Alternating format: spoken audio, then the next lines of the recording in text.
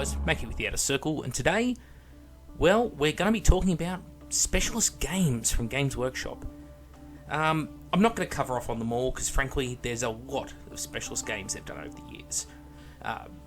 There's Laserburn, Gorkamorka, Blood Bowl, a whole heap of them.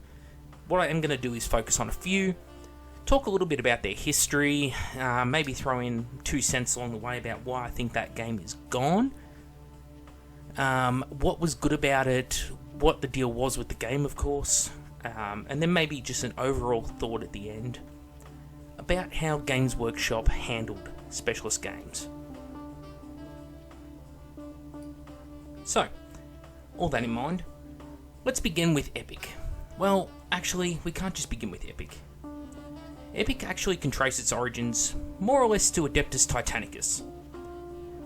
This was a game which revolved around Titans, obviously, and used a damage system based on placing tokens onto a card cutout of a Titan. This represented the damage inflicted upon it. Due to the technology of the time, this had the earliest plastic Titan kits, and since they wanted to have Imperial Titans fight one another, they also needed to have a reason.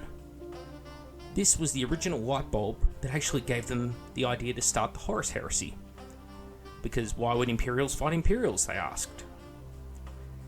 The starter sets of the time included plastic Titans, even an Imperator Titan cutout, buildings, scenery, blast templates, all that good stuff. This particular system, in fact, is about to undergo its own resurgence pretty soon, thanks to, well, let's say people are really interested in Titans.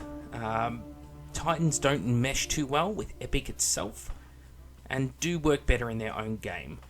So that's why Adeptus Titanicus is making its own comeback, I dare say. As you can see, some of these kits, they're all the same Titan, basically.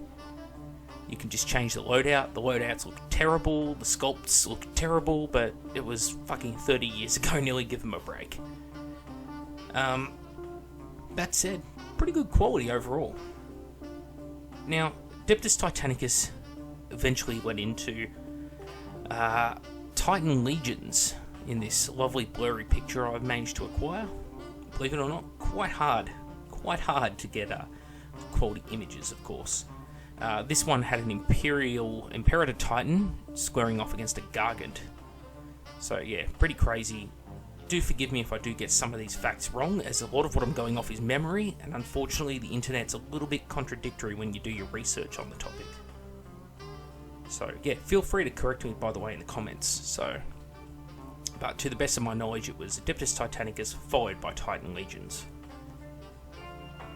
Now, the very next thing that came along was actually, oh, by the way, here's the data card, for those who are wondering what it actually looks like to shoot up a Titan. Now, the next thing to come along was Epic Space Marine. What the hell was this? Well, it was designed to allow more rounded armies, and actually hailed as a way to show the true scale of Warhammer conflicts. However, this was in 2nd ed 40k, and the game mechanics designed at this time were a little bit clunky, we'll say.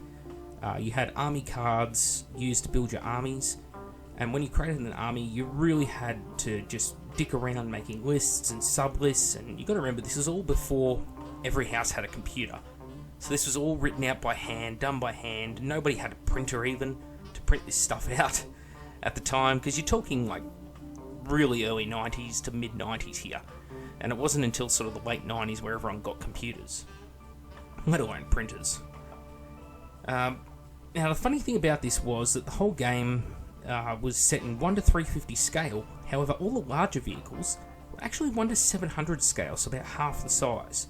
And this is entirely to either a cost-effective measure for the people buying it or the people producing it, or due to the technical limitations at the time, because, well, you know, you can only do so much with plastic injection molding in the mid and early 90s. It's not like today. We take it for granted today with CNC machining and all these other things, but back then it was a lot harder. I mean, every single model was individually hand sculpted, and it was tiny detail too. Also, interesting point that I found out along the way. This game here, Space Marine, was actually the first instance where Games Workshop registered Space Marine, the title Space Marine, as a trademark in the UK. And they actually have obviously really litigiously pushed this on people ever since, including the Alien franchise, James Cameron's Alien franchise, which was filmed back in 1984, the movie Aliens. Yeah, they actually were litigious towards them and said they can't use the word Space Marine, even though the film came out 10 fucking years before this game. Because Games Workshop. Now, let's get away from that and talk about what actually you got. Well, Epic Space Marine was exactly what you think. Yes, it still involved Titans, but this is where they actually were letting other armies in some capacity into the game. You had Orcs with all their buggies and funny looking tanks. You had Eldar, that's what these little ones here are, grav tanks. Yeah, they look nothing like what we think of grav tanks today. It was fucking 2nd edition, leave them alone. The tanks, however, looked very true to the 40k tanks at the time. Do remember that the Land Raider and the Rhino models have changed quite a bit, as have Land Speeders, but yeah, basically looked pretty similar to what was on the 40k scale. And this is at a time, you've got to remember, where most armies in 40k, 2 tactical squads, a couple of rhinos, maybe heavy support choice, a HQ and elite. That's it, maybe half a dozen units if you're lucky. So yeah, Epic 40,000 followed this. Epic 40,000 was basically a much better version using the same models. So it didn't fully Age of Sigmar the universe, but it did pretty heavily change the gameplay elements. Brought it right down, got away from the data cards.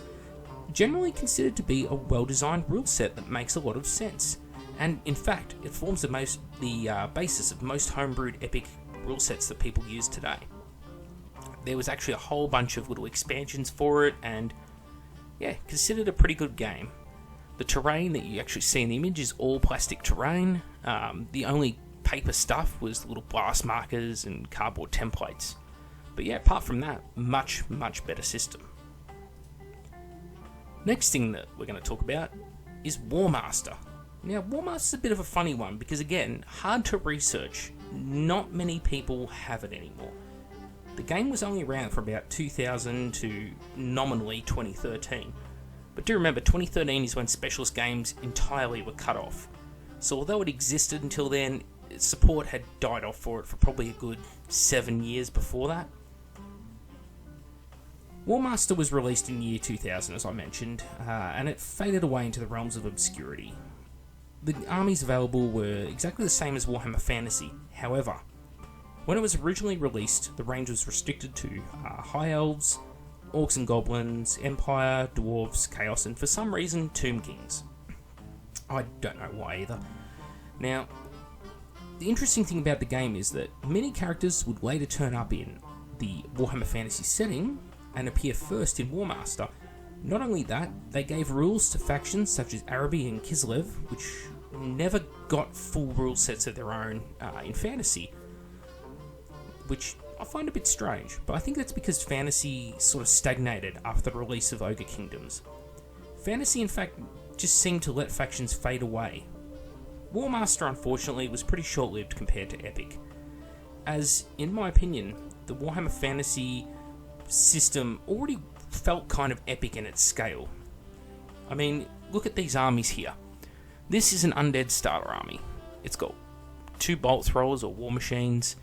It's got a character. It's got 1, 2, 3, 4, 5 units. That is a small fantasy army in 28mm. Here's a dwarf army. A couple of war machines. 1, 2, 3, 4, 5 units again. So, again, this is what would be considered a small-sized army in Warhammer Fantasy. In Warhammer Fantasy, games in the year 2000, you could have 8 to 10 units aside comfortably. 40k in this time period, however, had maybe half that. So, while Epic was really good at bringing that big scale to Warhammer 40,000, War Master didn't really do that because Warhammer Fantasy battles, I think, felt epic enough for most people.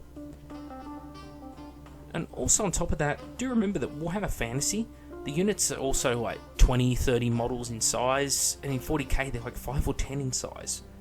So not only do you have twice the units, but you have twice the models in a fantasy army. So I reckon that was partially what killed off War Master. Anyway, moving on. This is something awesome. Mordheim. In the Warhammer Fantasy Battles universe, there was a city called Mordheim. It's a large city located in the middle of the Empire. A possibly divine comet just happened to crash into the city one day, completely wipes it out, full Hiroshima, except for the Sisters of Battle. Sorry, I mean the Sisters of Sigmar, wink. So the Sisters of Sigmar and their fortress monastery survive. Rest of the city, nuclear wasteland from a comet. The comet happened to be made of weird stone. That's that green glowing stone that gives the Skaven their Skaveniness. Very powerful, used in a lot of spells, that kind of thing. And because of this, wanderers were drawn to the city. Different groups of people wanted to get the weird stone or find the gold and silver left behind from the city, and so they formed warbands. And these wandering groups of warbands are what you, the player, gets to control. Other books in the range obviously built on this setting, introducing Lustria, Border Kingdoms, Araby, Cathay. This was all brought in through Town Cry magazine and through White Dwarf, but let's ignore that. The actual game itself is set about 200 years before the end times in Warhammer Fantasy, and in fact, the town is actually completely razed during the last Great Chaos Incursion, so the one before Chaos, the one with, I think it's Asavar Cole, something like that. To me, this is actually a smart move, because it removed the ticking clock element of the game, which is the problem with all other game systems. 40k is the worst offender for that, because every date kept creeping closer and closer and closer. You know, we had year 999, day 364, millennia 41. It was fucking retarded. And this happened right up until the Gathering Storm defibrillated 40k storyline. Anyway, I digress. Gameplay-wise, Mordheim is essentially like Shadow War's Armageddon, set in the old Warhammer Fantasy setting. Thing was, it was batshit insane, completely random, horribly unbalanced, and fucking amazing. Everyone played it having always had a ball. In the Games Workshop I frequented way back when, in the 1990s, early 2000s at Greensboro, Mordheim actually had more players come in and play it than 40k or Fantasy. I just love this. I've still got all this terrain. I have this warband, in fact, but I've got a different Witch Hunter captain. I've got this possessed warband, in fact, plus the Beastman. Got old Skaven and, Reichland warband, Marienburg warband. Yeah, fucking awesome stuff. Alright, Inquisitor. Inquisitor was the 54mm skirmish game which followed the exploits of a player-made character and which used a rule system based around throwing 10-sided dice, a pair of them in fact. And it was called the D100 system. What you did was you generated a percentage value based on what you actually rolled, with one dice representing 10s, the other representing singles or units. You also used 6-sided dice occasionally, but not very common. Most of the game revolved around those two 10-sideds. Now, the game used a generic set of stats for each faction, like Astartes, human, that kind of thing. These would be expanded upon through the system and actually enhanced by your war gear and skills and character progression that you got through the game. The problem was that each faction specifically got a lot more broken. The gulf between a new character and an advanced character got really fucking severe, and as there was no point system, there was effectively no balancing, although it was addressed later on down the track with a sort of point system they brought in. Funny thing was, in my mind, that's kind of like Warhammer 40k as a whole. Like all good specials games, unfortunately, this being a specials game, it being heaps of fun, needing only one model to play, not something Games Workshop wanted to continue on with. There's just no money to be had. So, this one got fucked off as well. It does live on, however, in the Inquisitor 28mm fan-made version of the game, which is superior because, well, it's easier to get models for, basically. And there's a lot of really Blanchian-inspired stuff out there. Highly advise checking it out if you're into that really, really super grimdark Warhammer sort of timeline. Models-wise, here is the original Artemis, not the plastic 40k one. This is actually a 54mm metal Inquisitor. That's a 40mm base this guy's on. He is fucking huge. Also, overpowered. Some of our other Inquisitor models. So, yeah, pretty cool stuff. Great detail because, again, the scale allowed you to do a lot more. Next up, we have Man of War. Man of War was the naval combat specialist game that took place in Warhammer Fantasy Battle Universe. It was one of the first specialist games to actually be murdered by Games Workshop. It was claimed that it was dropped because the original molds used to cast them were worn out. Obviously, people with any common sense know that's bullshit. You can replace molds, make new sculpts, work on the game. Thing was, they didn't want to put the time or the effort into it. It's really that simple. In the fallout from dropping the game, most wargame and miniature manufacturers that were around at the time did try and cash in because they started selling models very similar to what this was, and even models that looked better than what there was, which you'll see in a moment. You'll find that most of these disappeared over time because basically they either made their own games or it wasn't profitable enough to stick in, because without a proper rule set and actual support of the rule set and FAQing, the community just really got thin. It's still out there, there's still a strong Man of War community. It's interesting to note, they tried to cash in on the nostalgia of Man of War about 6-7 years back, I think, now, and that was with Dreadfleet. And yes, it's a naval combat game, and that's where the similarities end, because unfortunately they missed the mark by a wide margin. Dreadfleet is a board game where you control one ship, and that's ironic considering that you went from a game that was all about a man of war, where you controlled whole fleets, to a game called Dread Fleet, where you control a single man of war. Work that one out. Bright thing about Dread Fleet, of course, is that from a personal standpoint, I think the models look pretty fucking good. I think everything about that game looked great. It's just it played like arse in not only mine, but a lot of people's opinions. Today, the only way to actually play Man of War is to use paper printouts and proxies, and that kind of sucks, I'll admit. Hopefully they do bring it back. Well worth noting, however, 3D6, the gaming bar in Canberra, Australia, actually has an original set of this game, and if you go into that bar, you can actually sit down and crack out this box and play it. So, if you're ever in Canberra, check them out. Here we have the actual contents of the Man of War box. Lovely, lovely game. Lots of cards. Everything was card-based. Just much easier to keep track of all the damage done to ships. Funny thing to note, some of the faction abilities, very weird. Dwarves had like ironclads. The Dark Elves used sea monsters and, of course, the Black Arcs, which look fucking weird.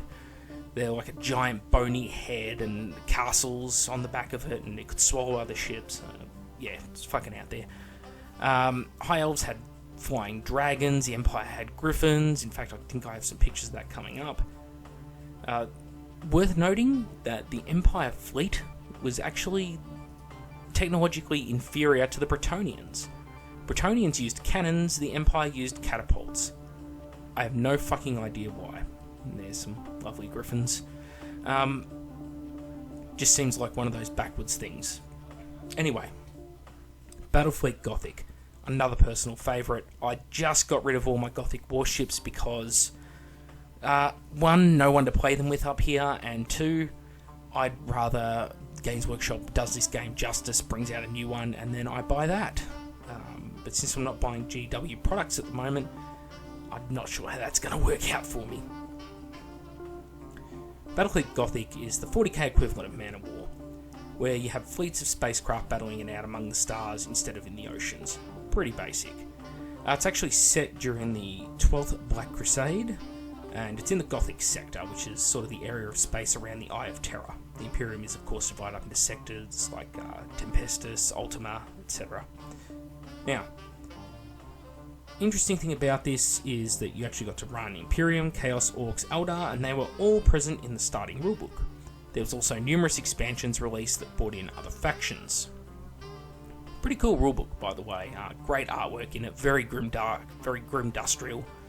The starting fleets that you got with it, 4 generic ships, pretty much identical.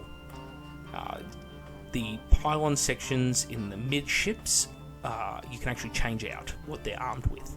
So that was where the customization came in Gothic, for those who are curious.